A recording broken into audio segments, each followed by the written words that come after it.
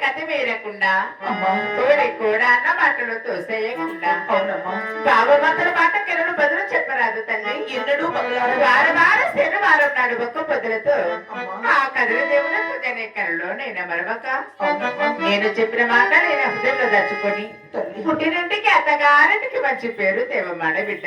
అమ్మా మరి నువ్వు చెప్పినట్లుగానే అత్త మామల మాట అతి మీరకుండా బావమరుతుల మాట బదులాడకుండా మరి నువ్వు చెప్పినట్లుగానే అలాగని పుట్టినింటికి మెట్టినింటికి ఏ రీతిగా పేరు వేస్తానంటే